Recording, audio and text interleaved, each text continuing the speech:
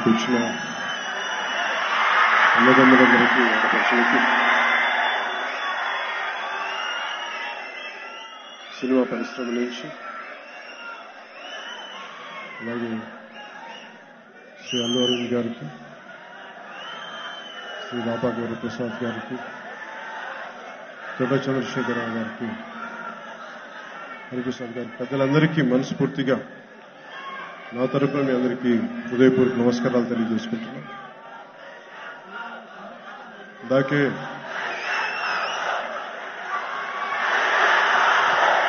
ఇందాకే ఈరోజు ప్రత్యేకించి నేను మీలో ఒకటిగా వచ్చాను ఇక్కడికి. ఇందాకే ట్వీట్ చేశాను. నాకు జీవితంలో స్ఫూర్తినిచ్చిన నా స్ఫూర్తి ప్రదాత అన్నయ్య చిరంజీవి గారికి మనస్ఫూర్తిగా జన్మదిన శుభాకాంక్షలు తెలియజేసుకుంటున్నాను. ఇది చాలా ప్రత్యేకమైన సంవత్సరం, ఇది ప్రత్యేకమైన సందర్భం. ఇది ఈ పుట్టినరోజు నాకు అన్నయ్య ఒక అభిమానిగా అన్నయ్య చిరంజీవి గారిని ఎలాంటి సినిమాల్లో చూడాలని ఉవ్విళ్ళూరేవాడినో అలాంటి సినిమా ఉయ్యాలవాడ నరసింహారెడ్డి. ఇంత అశేష జనాదరణ ఉండి ఇంత ప్రేమాభిమానాలున్న వ్యక్తి దేశం కోసం, నేల కోసం, మన నేల కోసం ప్రాణత్యాగం చేసిన ఒక స్వాతంత్ర సమరయోధుడు. అలాంటి జీవిత గాథని మన సినిమాగా తెరకెక్కించడం, ఇది చక్కటి టెక్నికల్ వాల్యూస్ తోటి ఇలాంటి విభిన్నమైన కళాకారులు, వేరే భాషల నుంచి వచ్చిన వాళ్ళు, ఇందులో నాకు ఇద్దరు ఇష్టమైన వ్యక్తులు. ఒకరు అన్నయ్య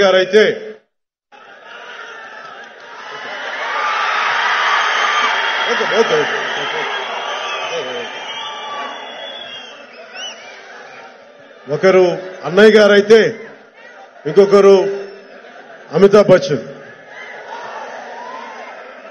వీళ్ళిద్దరూ నాకు జీవితంలో చాలా బలమైన స్ఫూర్తి ప్రదాతలు. నాకు వీళ్ళిద్దరు.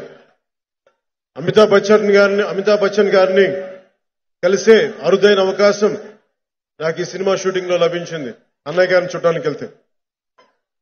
సో నిజంగా ఎందుకు నేను స్ఫూర్తి ప్రదాతని అన్నయ్య గారిని అన్నానంటే, మన మధ్యన మన తెలంగాణలో ఇంటర్మీడియట్ విద్యార్థులు పదుల సంఖ్యలో చనిపోయినప్పుడు నాకు చాలా బాధ కలిగించింది ఆ రోజు. అంటే దేనికి అంటే, నేను అలాంటి సందర్భమే నా జీవితంలో అన్నయ్య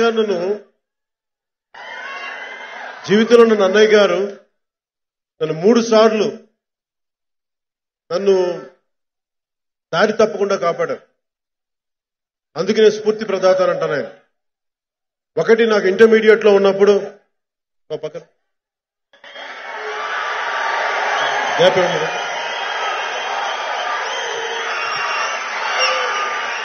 ఎందుకు ఇందాక తెలంగాణలో హైదరాబాద్ లో మనకి ఇంటర్మీడియట్ విద్యార్థులు చనిపోయినప్పుడు ఎందుకు ప్రత్యేకంగా బాధ కలిగింది అంటే, నేను ఇంటర్మీడియట్ ఫెయిల్ అయినప్పుడు నాకు అలాంటి నిరాశ నిస్పృహ వచ్చింది.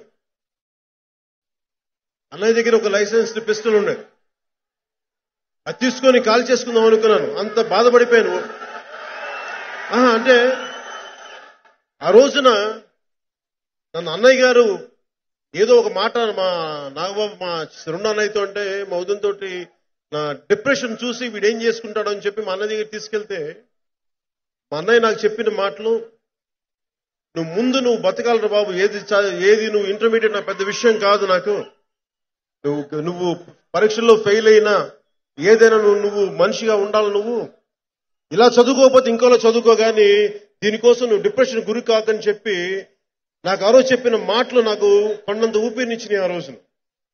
అలాంటి ఆ ఇంటర్మీడియట్ విద్యార్థులకి ఎవరన్నా మా అన్నయ్య వాళ్ళ ఇంట్లో చిరంజీవి లాంటి అన్నయ్యలు ఉంటే పాపం ఎవరన్నా పెద్దవాళ్ళు ఉంటే ఆ బిడ్డలు చచ్చిపోయే వాళ్ళు కాదే అనిపిస్తుంది.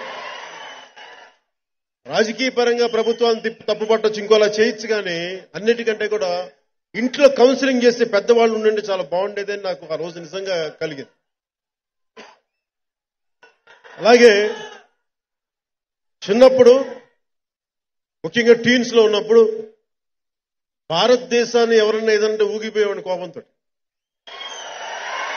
అన్నయ్య నా కోపం చూసి వీడే ఉద్యమకారుడు అయిపోతాడేమో వీడు,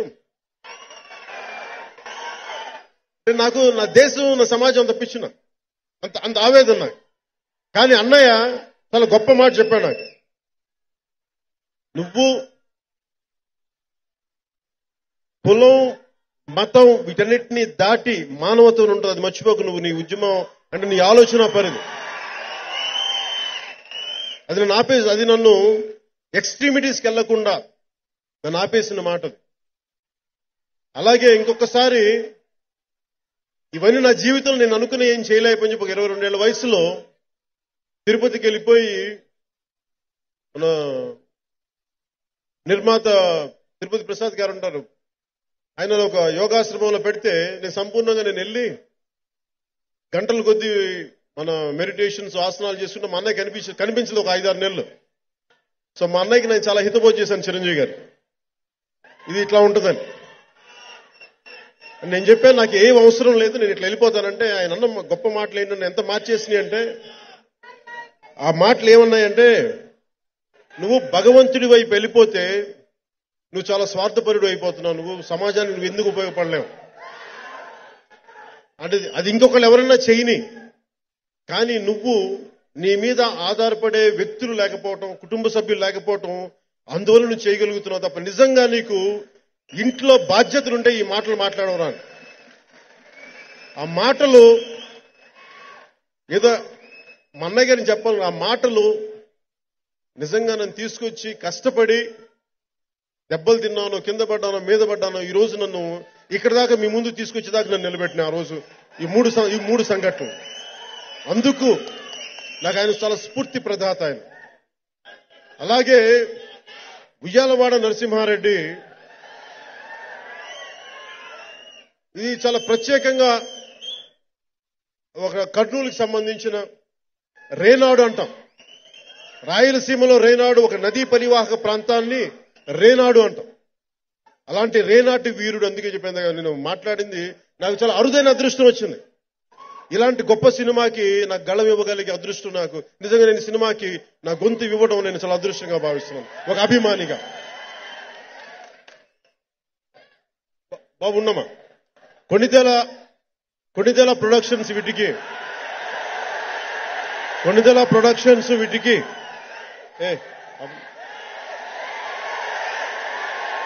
ఎక్కువ చేసే ఆపండి, జాగ్రత్తగా ఆపండి. కర్నూలులో మాకు కొణిదెల అనే ఇంటి పేరు ఎక్కడి నుంచి వచ్చిందో మాకు తెలియదు. నేను చిన్నప్పటి నుంచి అడిగేవాడు. నందికొట్కూరు, మన కర్నూలు జిల్లాలో నందికొట్కూరులో కొణిదెల గ్రామం. అదే ఉయ్యాలవాడ నరసింహారెడ్డి కూడా అదే కర్నూలుకి చెందిన ప్రాంతం. ఈ సినిమా ఇది తెచ్చుకుంది కాదు, అది వెతుక్కొని అన్నయ్య గారి దగ్గరికి వచ్చింది. నువ్వే ఉయ్యాలవాడ నరసింహారెడ్డి, నువ్వు చేస్తేనే న్యాయం జరుగుద్దని. అది మళ్ళీ ఎవరినో నిర్మాతలను పెట్టుకోలా, ఒక కొణిదెల ఇంటి పేరు పెట్టుకున్నా రామ్ చరణ్ తీసుకొచ్చింది.